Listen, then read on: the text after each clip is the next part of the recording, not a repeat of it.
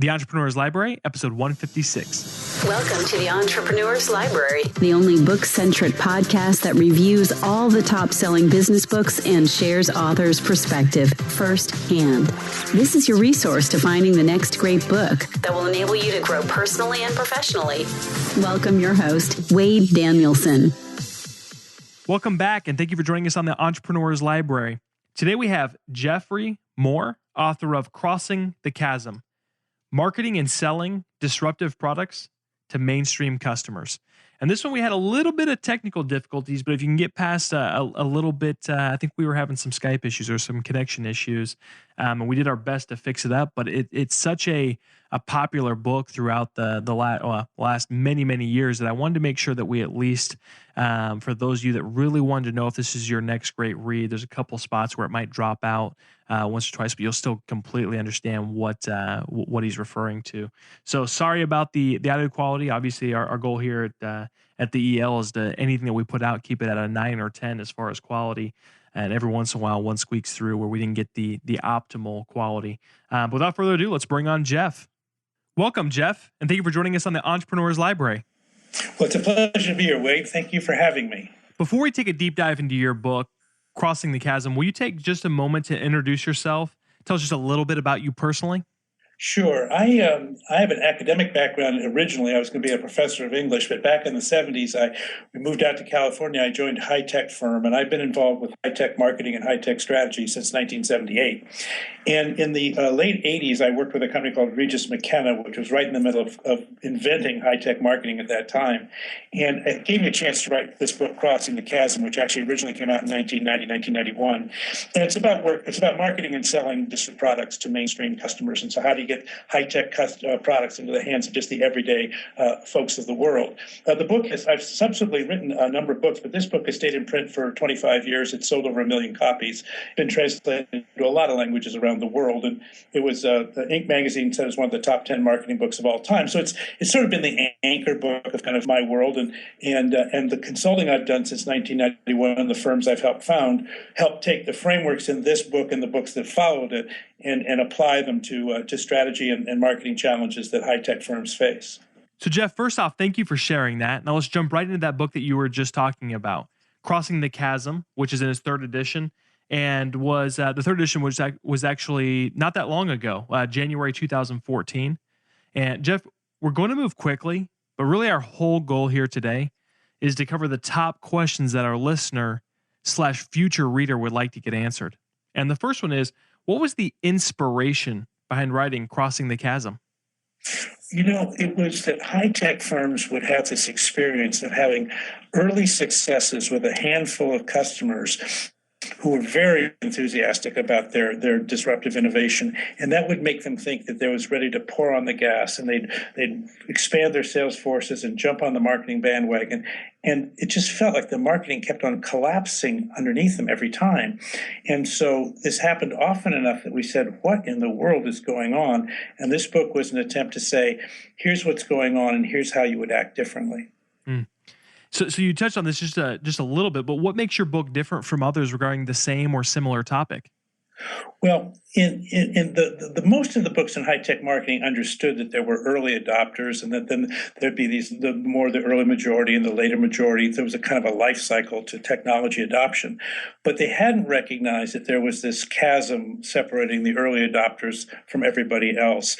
And as a result, they thought they could just transition across it very smoothly, but in fact, we lost many high-tech startups to the chasm. So, Jeff, how do you recommend the reader engage with your book? Can they jump in and jump out based on the information that they need at that point, or did you really design it to be read from front to back?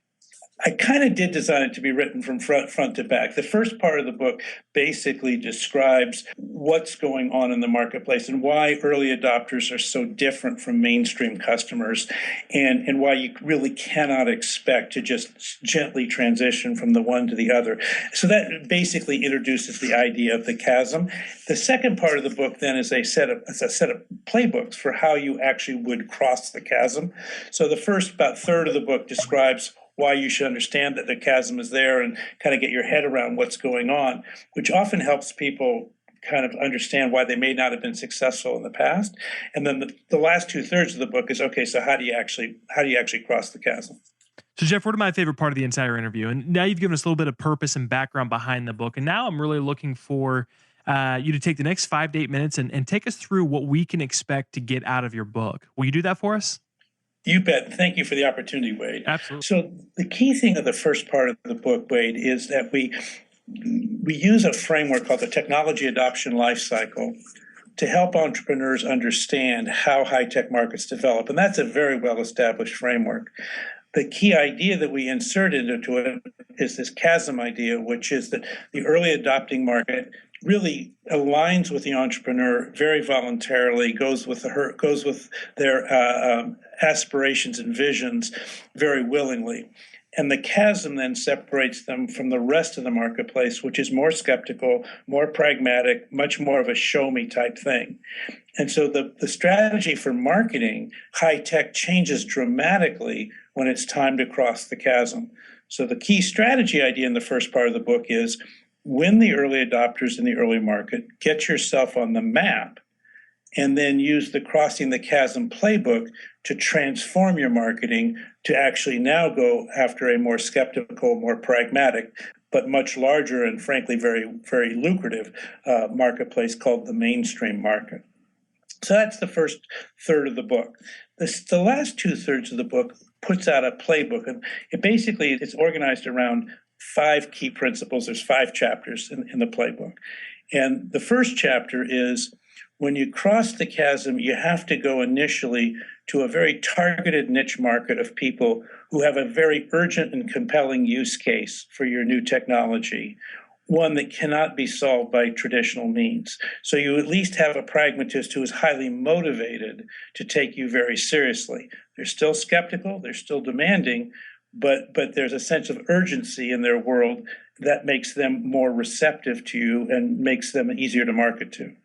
The next thing you have to do is sit down and work through the target customer and the compelling reason to buy. We call this target the point of attack in the book. And that's figuring out exactly what that use case is, understanding it completely, not just from the point of view of your product, but from the point of view of the customer and the problem that the customer is trying to solve.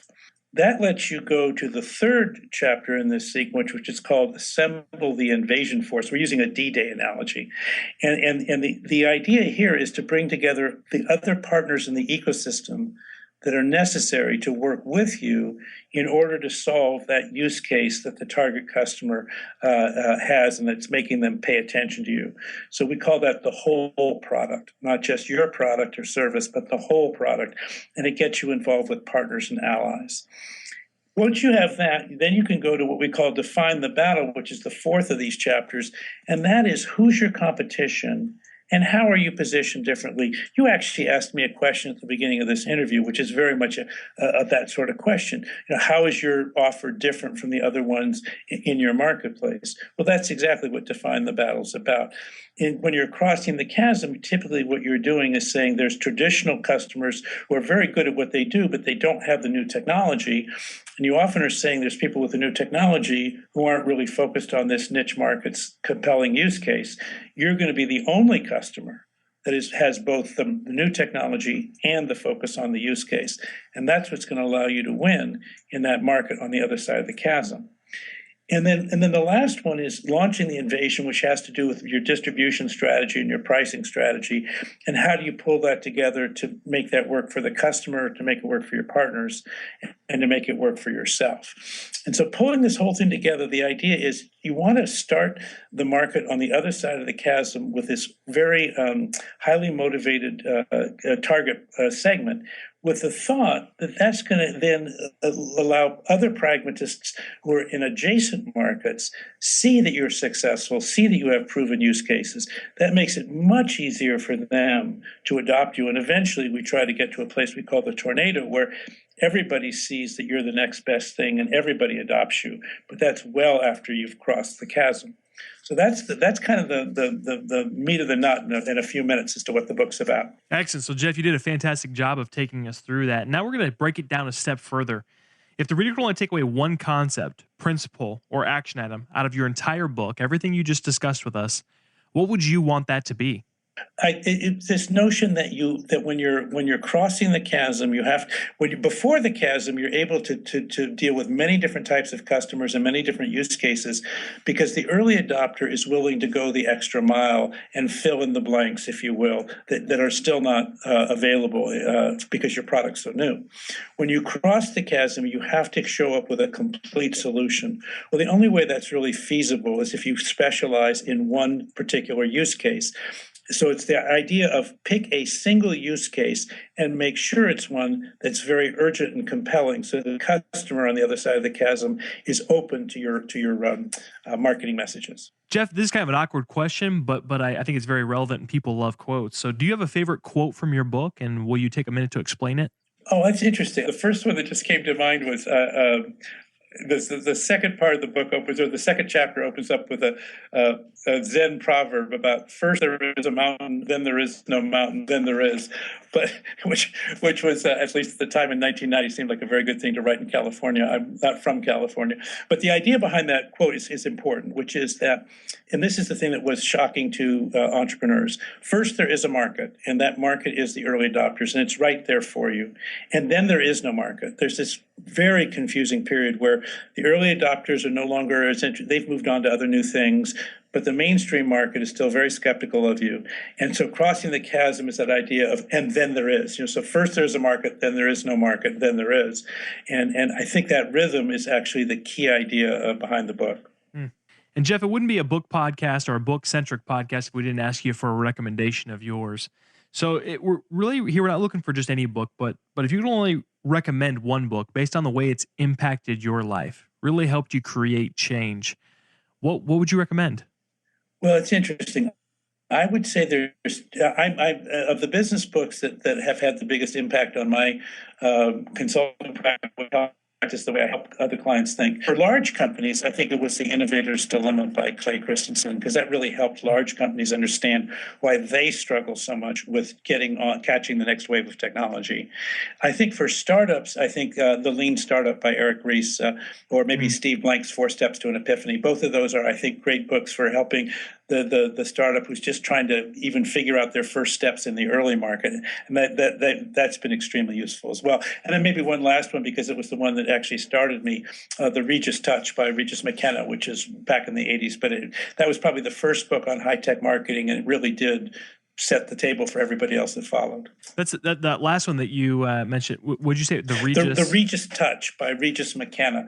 That was the firm that I worked at from 1986 to 91, and it was the premier high-tech marketing firm of its time, and it really did help redefine marketing for the high technology sector. Okay, gotcha. Yeah, that's the first time I've had that one recommended. So excellent. Well, Jeff, before we depart, can you recommend the best way for our listeners to not only get more information on you, but also get more information on your book, Crossing the Chasm? Yeah, there's a website, geoffreyamore.com, and that's got basically information about all my books, and so that's available that way. And then, of course, obviously it's on Amazon and elsewhere. It's and then if you go to a university, most entrepreneurship programs in universities are still using it as a textbook. Excellent. Well, very good. Well, Jeff, thank you so much for coming on and sharing your book with us. My pleasure, Wade, and thank you for having me. Thanks again for listening in today. If you'd like more information on Jeff or his book, Crossing the Chasm, visit the show notes at the elpodcast.com. And as always, if you'd like an opportunity to win this book, visit that same site, the elpodcast.com, and become a VIP. Looking for your next book idea? Head over to the elpodcast.com, where Wade shares his amazing resource, the top 10 business books recommended by over 500 entrepreneurs, with you for free. That's the elpodcast.com. Till the next time, keep it on the EL.